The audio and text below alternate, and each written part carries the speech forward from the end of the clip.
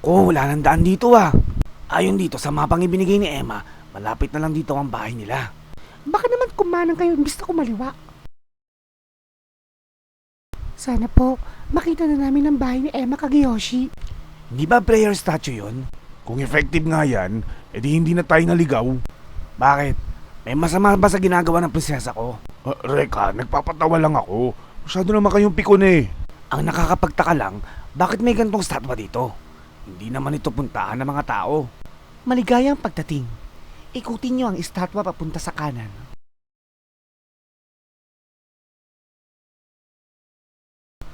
Ang lugar na ito ay ginamit ng mga Hokage ninja upang makaligtas sa panganib. Ikaw na ba yan, Emma? Ay, hindi si Emma yan. Yan si Master Jeremiah. Susreka. Siya nga pinunta natin dito eh. Ano ba? Nyeta ka, Mr. Suko. Ang sexy mo pala pag nakaayos. Domon, pag hindi ka pa tumigil, ilipad tong kamao sa mukha mo. Kagaya nga ng napansin nyo, ang lugar na ito ay ginawa sa gilid ng bangin at wala nang ibang daanan papunta dito, kundi ang dinaanan nyo lang. Isa pa, ang bahay ay sadyang ginawa upang ang bangin at mga puno ay magsilbing kubrihan o taguan nito. Maraming salamat sa inyong pagdating. Ako ang may-ari ng tahanang ito. Ako si Emma Kageyoshi. Maraming salamat sa pag-imbita mo sa amin. Sana lang hindi kami na maging abala sa'yo. Naisip ko lang na ang lahat ng sangkot sa mga nangyari nung isang araw ay nararapat lamang na marinig ang aming kasaysayan. Ang kasaysayan ng Hokage. Humihingi ako ng paumanhin sa lahat. Nagpakilala ako bilang si Emma Kageyoshi. Subalit, ang tunay kong pangalan ay Kagero. Reka, ako ang iyong ina. Ay nako, sabi ko na nga ba, puro kasinungalingan lang maririnig ko. Nag-aaksaya lang ako ng oras dito.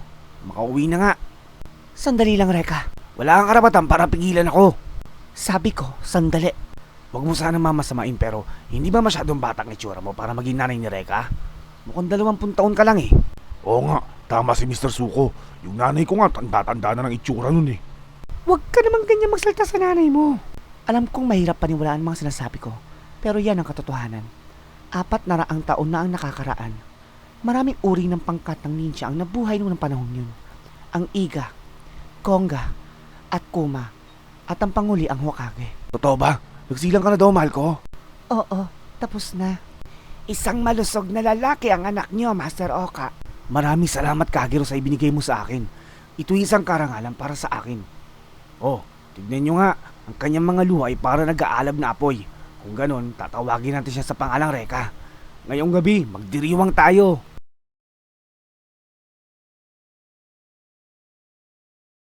Naway tanggapin niyo ang aming pagbati. Oo nga, maligayang bati. Balita ko isa raw itong malusog at nakakatuwang lalaki.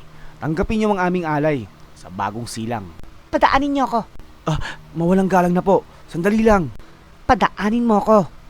Ikaw pala, Mistress Reyna. Yan naman bata. Nandito ako para ibigay ang aking handog sa kanya. Heto, tanggapin mo.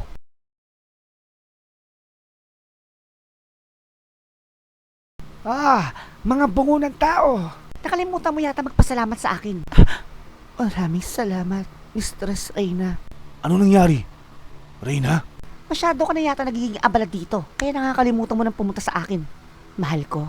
Umalis ka na. At sa iyong paglisan, kalilimutan ko ng insidenteng ito. Sige na! Kagero, hindi ko ituturing ang tagumpay ng pag-ayon sa aking Panginoon. Ang bastardong yan ay hindi kailanman magiging pinuno ng ating angkan. Kung sakasakali, maaari siyang gawing pananggalang ng ilan sa ating mandirigma. Maaari din siyang magsilbi sa pamunuan ng aking anak dahil siya ang kaisa-isang nagmana ng kapangyarihan ng kanyang ama.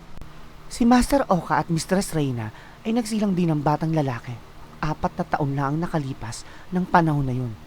Ang batang yun ay si Kurei. Anong sabi mo? Reka, kayong dalawa ni Kurei ay mula sa iisang dugo. Iisa ang inyong ama. Ibig sabihin, si Kurei ay kapatid ko. Kaya nga ako narito upang malaman niya ang aking nasa loob. Ang lahat po ng mga babae ay nangingilag sa kanya. Ipagpaumanhin ninyo. Naging abala ako sa pakikidigma at hindi ko alam ang problema ang dinudulot sa inyo ni Reyna. Hindi naman namin kayo sinisisi. Alam naming may tungkulin kayo pangalagaan ng ating angkan. Sana, si Kagero na lang ang nagluwa ng susunod na pinuno ng Hokage. Ang totoo niyan, Malaki ang pasasalamat ko at hindi si Reka ang tagapagmana ng Flame Master.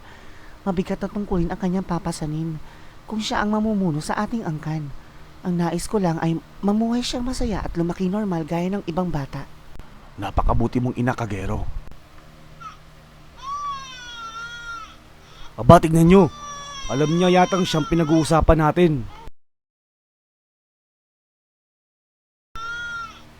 Diyos ko po, paano nangyari ito? Panginoon, ang inyong anak ay... May taglay siyang alab. Si Reka ay isang anak ng alab. Isa lamang ang dapat magmana ng kapangyarihang ito. Dapat ay isa lamang. Pero bakit nangyari ang ganito? Wala akong pakialam kahit ang isinilang ni Kagero ay may taglay ding kapangyarihan. Napagpasyahan pa noon pa man na ang aking si Kuray ang susunod na namumuno sa atin. Isang masamang pangitain na magkaroon ng ikalawang anak ng alab. Kailangan siya mawala. Ang lupit mo naman. Tigilan mo na yan, Reyna. At bakit ako titigil? Ang batang yan ay salot at magdadala ng kamalasan sa atin. Manahimik kayo. Tama ka. Ang pagkakaroon ng dalawang anak ng alab ay magdadala ng kamalasan sa ating angkan. Isa lang ang solusyon. Ayon sa nakasulat sa ating kasaysayan, may mga ganito ring pangyayari ang naiulat sa ating angkan. Subalit, nagaganap lamang ito kapag ang unang anak ay hindi karapat-dapat mamuno sa angkan ng Hokage. Si Kuray na ang unang anak ang dapat mawala. Hindi maaari. At ano sa katangian ni Kuray ay hindi karapat-dapat na maging pinuno. Paano ka nakakasigurong hindi nga siya? Nakita ko na simula nung siya isilang sa ating angkan. Ang kanyang buklod na pag-iisip, ang kanyang sinumpang alab. Ipainom mo yan kay Kuray. Inihanda namin yan upang maging matiwasay ang kanyang pagpanaw. Hindi natin kailangan ng dalawang pinuno. Pero Ama, kailangan ba talagang gawin natin ito? Kung siya'y mabubuhay, dadanas na matinding kahirapan ng ating angkan. Yan ang kanyang kapalaran. Reyna, nakikiramay ako, subalit kailangan mong maunawaan. Hindi maaari. Si Kuray ang unang anak ng alab at siya ang dapat mamuno sa ating lahat. Bakit hindi si Reka ang patayin ninyo? Huwag mong ituloy, Ama. Nakikiusap ako, parang awa mo na. Huwag mong ipapatay si Kuray. Nakikiusap ka para sa kanyang buhay, samantalang nais patayin ni Reyna ang iyong anak. Si Kuray ay musmus pa lamang. Hindi siya ang dapat sisihin sa mga nangyayaring ito. Ama ko, nakikiusap ako sa inyo. Alam kong balang araw pagsisisihan ko. Subalit si Kuray at Reka ay mula sa akin dugo. Huwag niyo po siya ipapatay. Ang pakiusap ko at ni Master Oka ay tinanggap ng lahat. Sila Reyna at Kuray ay pinaalis sa kanilang tahanan at pinatira malayo sa karamihan. Makalipas ang 1 taon, umalis ka na dito at hindi ko kailangan ng iyong kawang gawa.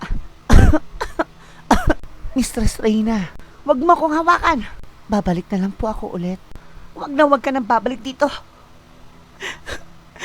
Nagkukunwari pa siyang naaawa sa akin. Pero sa loob-loob niya, pinagtatawanan niya ako. Sumpain ka. Inay, Kuray, ang kawawa kong anak. Inapikan na naman ng mga bata, hindi ba? Ikaw na sana ang mamumuno sa atin kung hindi lang sana ipinanganak si Reka. Inay, kung mamamatay ba si Reka, hindi na tayo dadanas ng paghihirap, hindi ba? Kuray, anong ginagawa mo? Layuan mo ang anak ko. Reka. Nakakakilabot. Ang sinumpang bata ang may kagagawan. Ang sugat na ginawa sa iyo ni Kuray umabot hanggang sa iyong pisngi. Subalit, hindi naman napahamak ang iyong buhay. Grabe naman. Mga 5 taon lang siya nun, hindi ba? Matapos pagtangkaan ng buhay ni Reka, si Kuray ay pinakulong. Si Kuray ay dapat makulong ng habang buhay. Pero ng mga sumunod na araw, Balita! Mahalagang balita! Kailangan sabihin ko ito kay Oka Dono 18. Ano? Sigurado ka ba? Oo. Ang One ay paparting na sa ating baryo. Ano? One? isang masamang pangkat na papunta sa bayan ng Hokage.